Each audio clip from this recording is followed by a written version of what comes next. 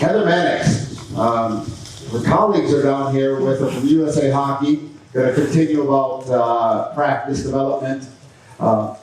Heather is the manager of education and player development for USA Hockey, but the thing that I want to understand is you and your colleagues are here have a walk-up song for you, and it's a kick-ass walk-up song, tough, making things happen. And I also heard, we heard this earlier, that you have a nickname or you have a middle name that's Effin'. So let's go. So Heather, thank you for being here. Welcome to the stage. Welcome to Stockholm, Sweden. And I'll leave the Effin' scene to you. Perfect. All right. Thank you very much. I am very, very honored to be here. So you will start to see as we go through this a lot of similarities and some overlap to what we just talked about. One of the things that I love the most about my job is that I get to take science and research and figure out a way to distill it into ways that anybody and everybody, whether you have a scientific background or not, can utilize in practice. So what I'm going to do today is talk a little bit about how we have started to implement what we just talked about this past session, and how we started to implement it not only in our player development, but also in our coaching education as well. And so one of the foundations of our American development model is that everything is evidence-based. We try to make sure that we're not doing things just on a whim, just because we think that it looks cool or feels cool, but that there is some evidence behind it. So we may not have all of the answers, but there's definitely enough evidence to act. And so again, that's the basis of our American development model. And our coaching education program has just become a vector in which we try to get this information directly to our coaches. So we know that there is plenty of information on optimal theory, self-determination theory, fun integration theory, which I was lucky enough to be a part of, not just in the US, but we also did some research here as well in Sweden with the Swedish Ice Hockey Federation. And so these are just some of the theories that underpin all of our coaching education. Again, trying to take science and sometimes some hard to understand or relate or translate into how do we create this into actionable items that any coach can utilize. Before we go down this road though, what I want you to think about is this question up here, right? What is skill? And this is something that's very, very important for us as coaches to define, because the way that we define it impacts how we develop it within our players, right? But if you do a quick Google search, you'll probably find videos like this, right? These are the tricks that they blow up our social media. These are the things that our kids are trying to emulate on the ice. So when we think about what is skill, we as coaches have to have a really good understanding and definition of it if we want to try to develop it in our players. So traditionally, we thought skill, technical ability, right? We have to start with technical ability. We have to strip away all of the context. They need to be able to do what was in that last video before they're ever going to be able to play at the highest level of hockey, right? But what we know is that's not technically true. So then we started to talk about perception and awareness, this elusive hockey IQ. Can we develop it? Is it something that players are just born with, they have it or they don't have it? What we know is we definitely can develop it. But when we talk about skill, it is the ability to execute those technical aspects of the game in a live game environment. As a coach, this is the question we're the most concerned about. Can you solve problems on the ice? Can you solve problems in a game? Because at the end of the day, when we break our game down into its most simplest form, what we know is it's just a series of problems all over the ice that our players are expected to solve.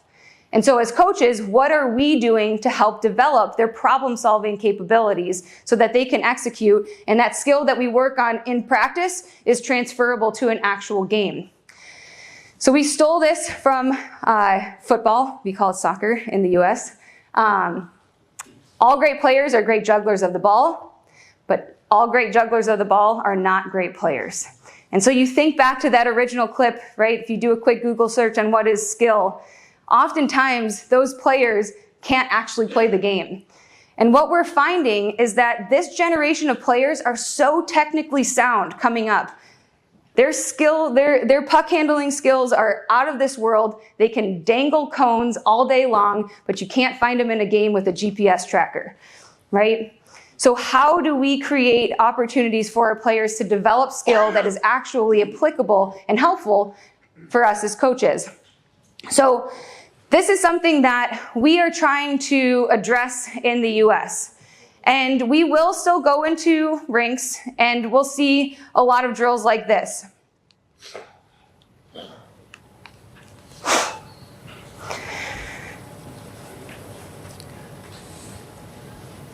So in the previous segment, we talked about how information impacts action. And so when we look at the environment in which, and the activities that we've created for our players, what is the information that they're pulling in and how is that guiding their action? And that's not to say that this is a terrible drill and you should never ever do anything like that. But when you think about how is this going to transfer from a practice to a game, what information are they pulling in? If we had the volume on, you would hear the coach say, "Get your head up, get your head up, get your head up." I'm sure none of you in here have said that to your players though. Right? But when you take a step back and you look at the environment, what have we created? Where did we put the problem for the player to solve? It's on the ice, right? So we've incentivized them to look down. So we're telling them, put your head up, put your head up, put your head up, but we've created an environment that incentivizes the exact opposite of what we want. Another one here that we see a lot are these flow drills.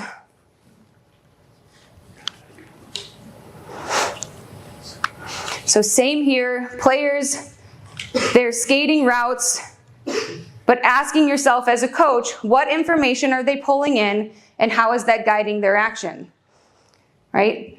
They don't have to co-adapt to a whole lot of teammates. They definitely don't have to adapt to any opponents. But again, if we ask them to go and try to do this in a game, we get really frustrated as coaches. We say, we've worked on this all week. We worked on this. I've seen you do it. How in the world and why in the world are you not able to do it in an actual game? And this is that coaching paradox that we spoke about a little bit in the last segment, right? This blocked versus random. So these blocked drills, these closed drills versus random or more open is really a discussion about performance versus learning. And we have to be careful as coaches because performance makes us feel good. Right? It looks good. They're doing what we've asked them to do. They're executing in a way that they're not making a whole lot of mistakes. So we can pat ourselves on the back, job well done, coach, but then get frustrated when they can't do it in an actual game. Again, there's a time and place for each of these, but when and where are we utilizing them and how as a coach. So my job, again, is to take this information and figure out how do we break it down into simple, easy to use aspects for coaches, right? And so when we think about practice design, we talk about, with USA Hockey, we have 5 elements of a good practice design. The first one, constant decision making. But not just decision making just to make decisions. Again, thinking back, what information are they pulling in? Because that's going to impact the decisions that they make, the actions that they choose, and their ability to execute it in an actual game. We want to make sure that our drills and our activities are challenging our players. We talk about that optimal challenge zone, and this is, again, one of the most difficult things for us as coaches to figure out how do we challenge all of our players, especially if they're not at the same level. We want to make sure that each one of our activities have a lot of puck touches. At the younger ages, this could mean just they have the puck on their stick for as long as possible. As we start to get into the older groups, we want repetitions. Repetitions without repetitiveness. And so when we talk about repetitions without repetition, it's thinking about drills. How prescribed are they? How much decision making are they? How much variability in the options that your players have? So making sure that they're getting reps, game-like reps, and they don't look all the same. We want it to look like the game. And that doesn't mean 5v5 all the time, full ice. Again, think back to our game in its most simplest form, series of problems that our players have to solve all over the ice.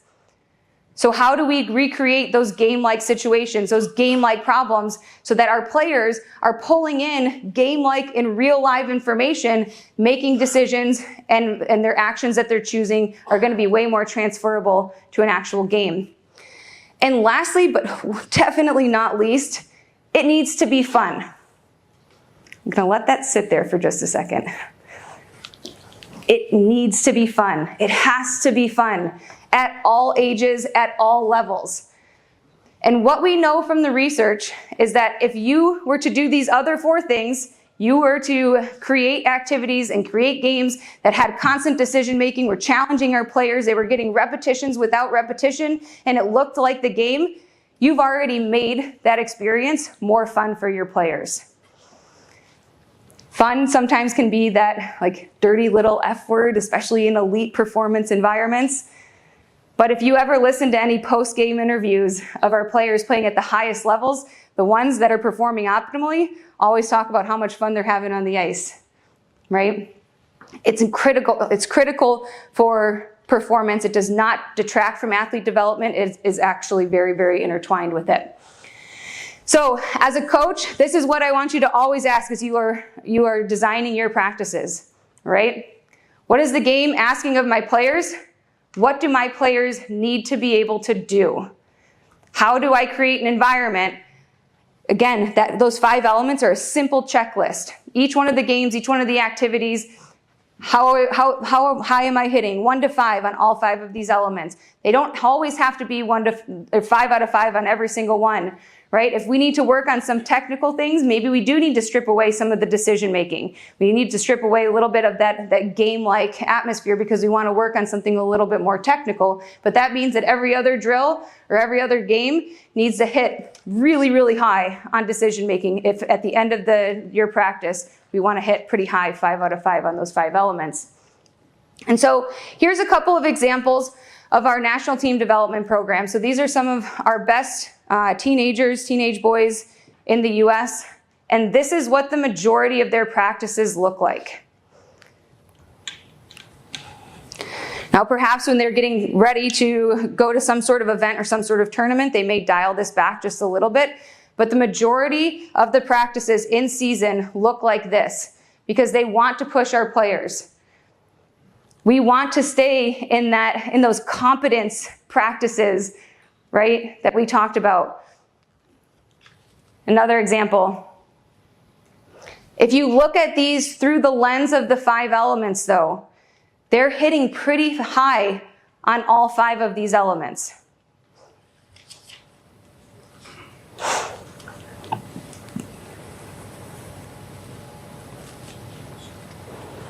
The decision making that's happening in these environments, the information that they're asking them to pull in is way more game-like than some of the examples that I showed before. The game, or the activity, is always the first teacher. As coaches, we always want to be in charge. We want to be the one telling them, all right, go here, do this. When this happens, then you do this. And then once that happens, do this. Right? We want to prescribe everything. But then what happens when an actual hockey game breaks out? You hope that you have some players that know what to do. So one of the things that we talk about in our coaching education is the constraints-led approach. All right?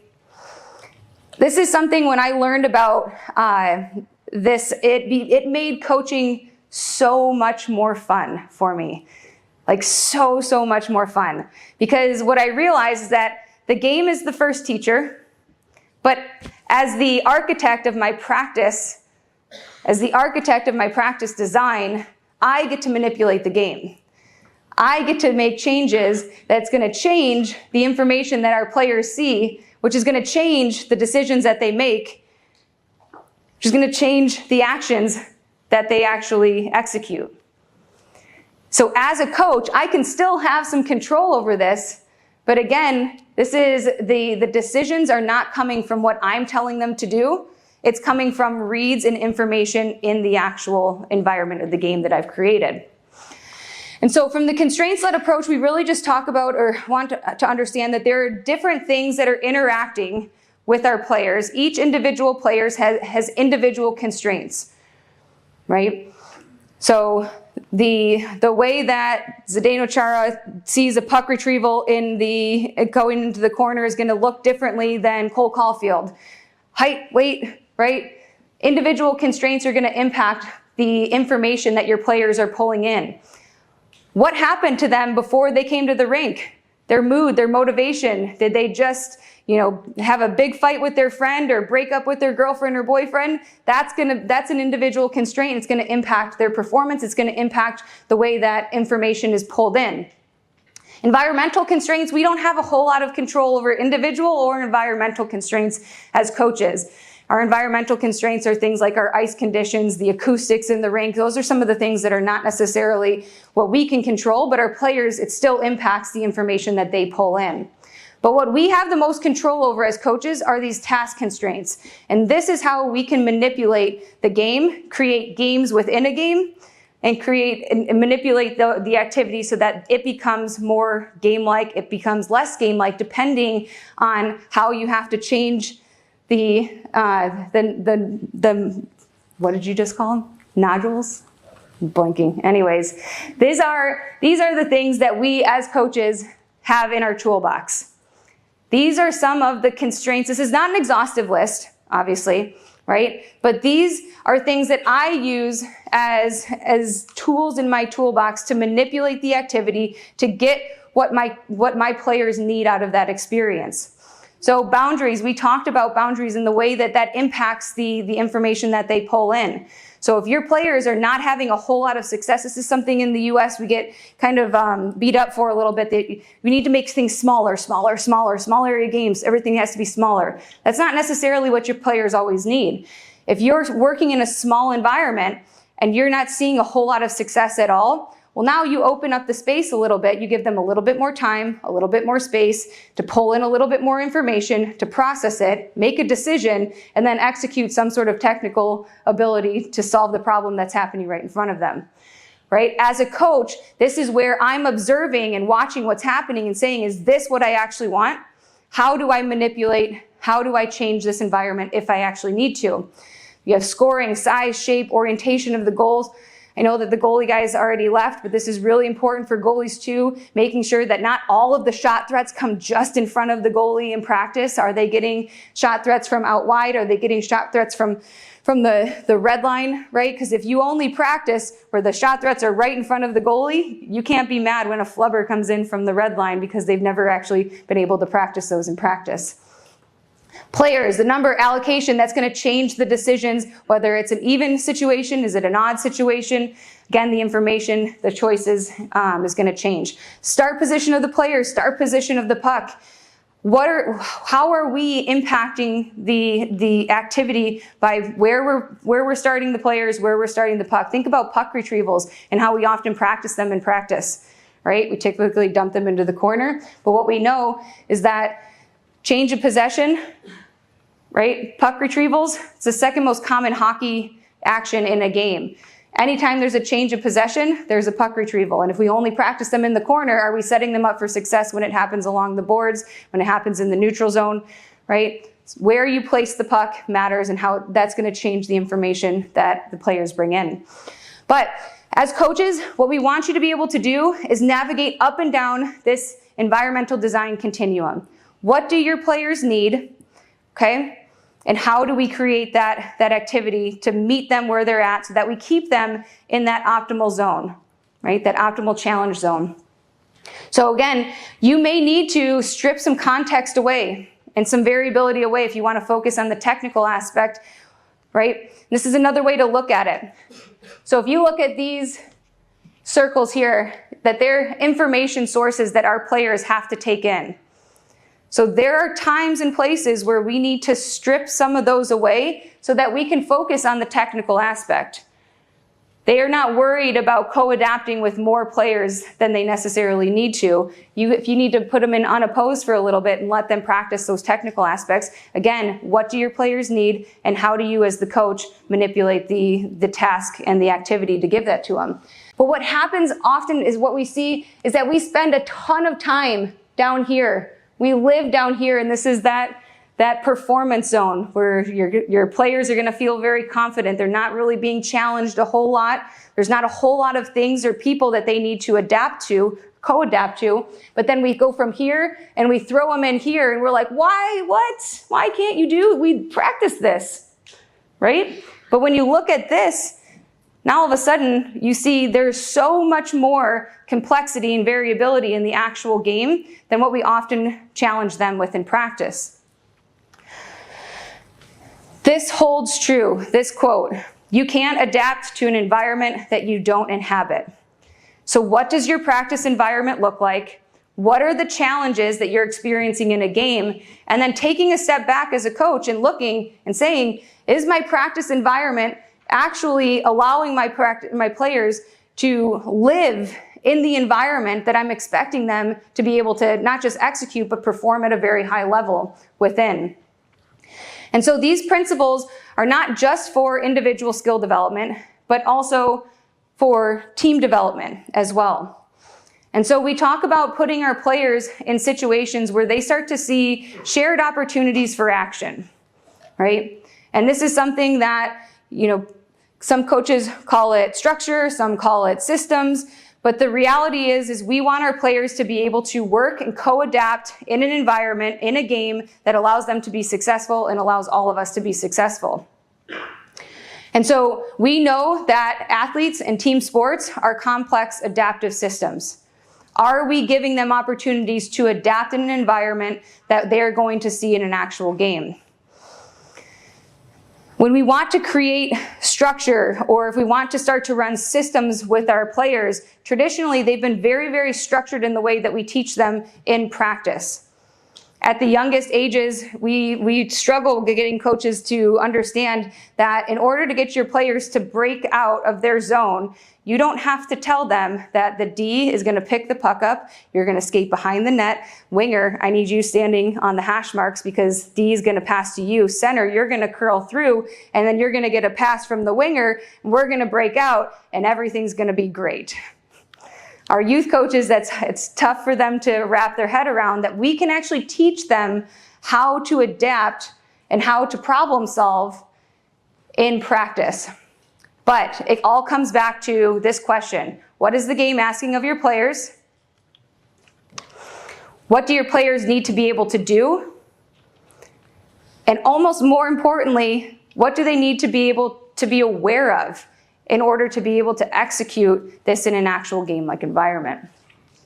So in our coaching education, we use a specific example and we talk about how we can create this environment in practice to emulate or kind of mimic a little bit of a system that is played at the highest level without being over-structured for youth hockey.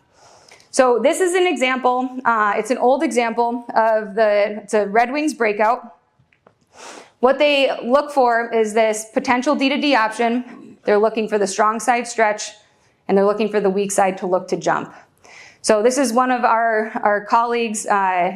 He was 12 at the time, and he's from Detroit, loved the Red Wings, and he said, I want to see if I can teach this with my kids, and without being over-structured. And so breaking this down and asking these questions here with each one of these clips. All right, we'll watch it full first.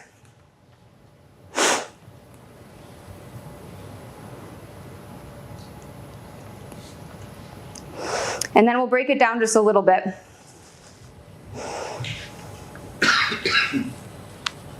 We ask our coaches, what do our players need to be able to do here? And what do they need to be aware of? Right? What does C need to be able to do? What does he need to be aware of? Where are his threats? Where are the opportunities? I know that we work in this structure, right? So you'll see that he's given a quick look for that D to D. But he sees there that that's not an option. He's able to pull in that information and say, nope, not going to do that right now. Here, what does F need to be aware of? Right? What are my options? What are my threats? You're looking over here, knowing that my weak side is looking to jump.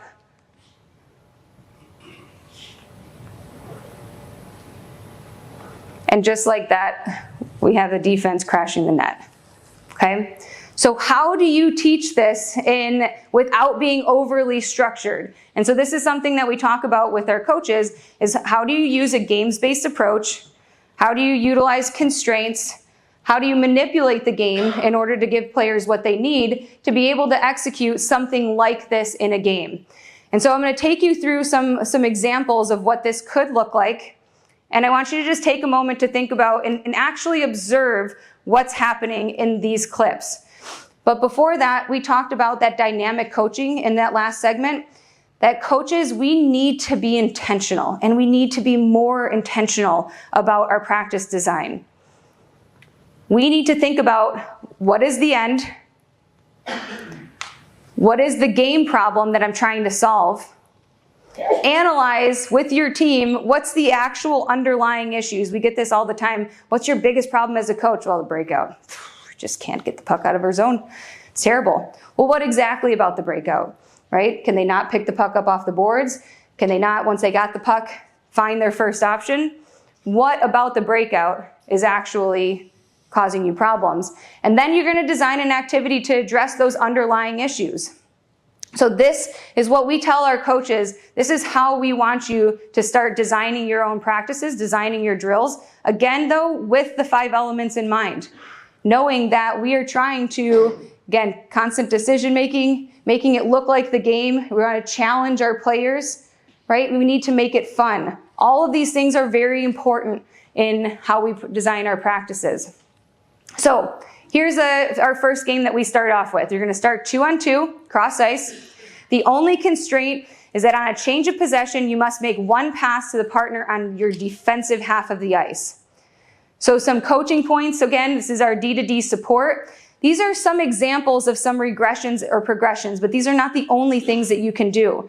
These are the knobs that you can turn as a coach to figure out what's the pain point. Do they need to be challenged more? Do they need to be challenged less? Do I need to add a little bit more complexity and variability? Or are we good right here just letting them figure it out? And so this is what an example of that would look like. So actually stop and observe what you see here.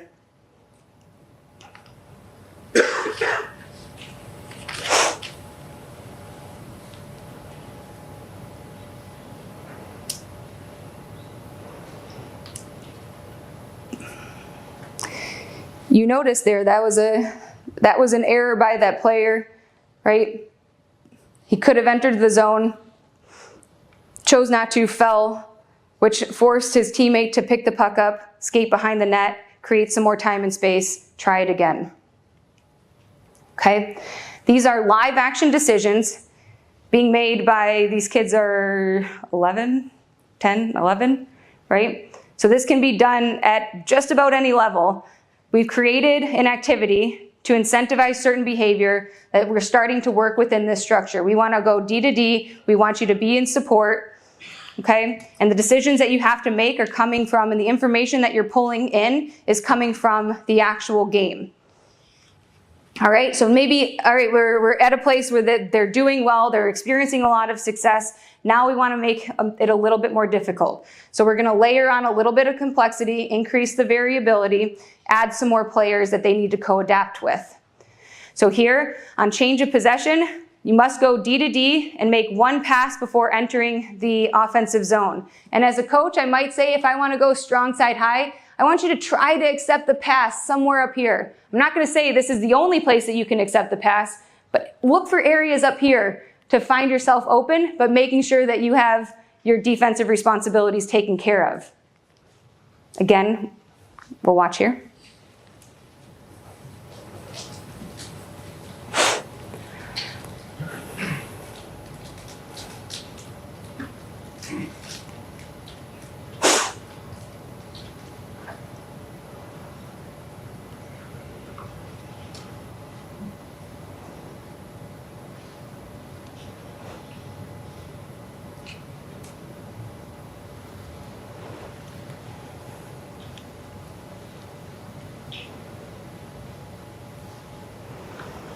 So again, you're starting to see the information that they're pulling in, game-like, the decisions that they're making, game-like. They're co-adapting to not just their own teammates, but they're also interacting with and co-adapting with their opponents. The decisions that they're making are being pulled in from a game-like situation, something that they will see in an actual game. And we've given them areas that we want them to focus on. Focus on trying to catch your pass up here, right?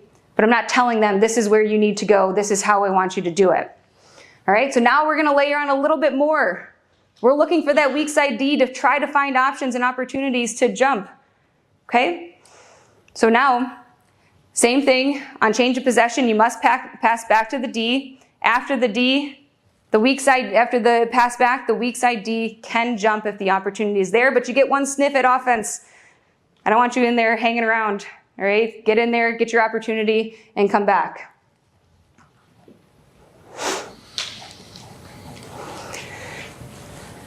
So you watch him here.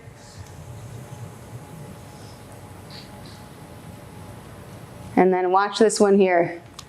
Times it well. Creates a great scoring opportunity.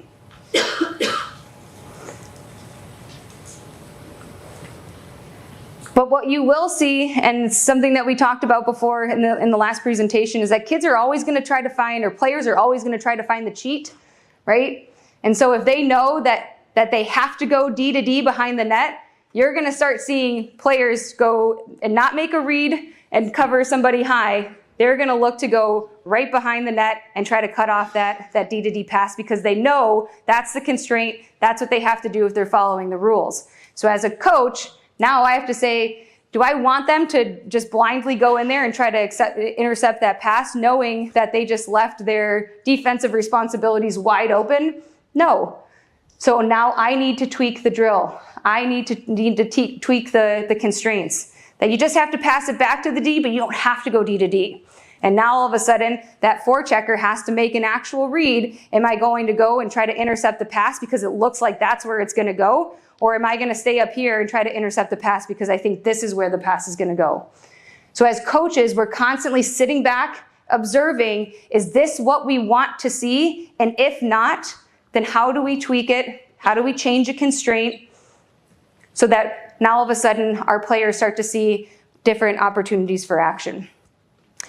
And lastly here, now we're going to switch the environment. We're going to manipulate the space. So we're not going east-west anymore. We're going to start going north-south. We're going to add a couple more players. So there's going to be a little bit more variability, a little bit more complexity, and more players that our players have to co-adapt with. And so again, the information being pulled in is going to be a little bit more game-like. The direction of play is going to be a little bit more game-like.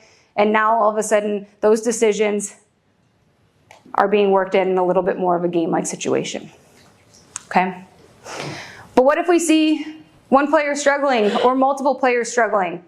How do we as coaches figure out what do we need to do? So thinking back and building off of what our first presentation was all about, how do we find that optimal challenge zone for players that may not be in the same space developmentally? This is where we go back to that environmental design continuum. What do our players need? What activity do we need to design? Is it a technical problem? So is it one person, it's a technical problem? Can I take my one player off to the side, work on them a little bit on the technical aspect, and then throw them back in once I figured that they have some level of acceptable bandwidth or they've met a bandwidth of acceptability in my mind as the coach, I'm going to put them back in. Or can they execute that technique out away from the actual game? If so, that tells us that it's not a technical problem. It's a pulling in information, processing it, and being able to execute in a game environment. So what do we need to do to tweak that activity to help our players? It all comes back to the toolbox. This is one of the best things that I learned about as a coach. At the end of the day, though, we want to avoid separating perception and action that is game-like. The information that our players are pulling in, we want to make sure that these are game-like information. This is game-like information because that is going to guide their actions. That's going to guide their decisions. And the decisions to act should always come from the environment and not from a rule that you've placed on an activity, okay? The environment is always the first teacher, but we, as the architects of our practice environment, get to manipulate the tasks. We get to manipulate that. It's going to change the activity. It's going to change the outcome of our players. Environment absolutely matters. As we see here, we can work all day long on technique around inanimate objects, but hockey is way harder when the cones fight back. So, thank you. That's all I have for you.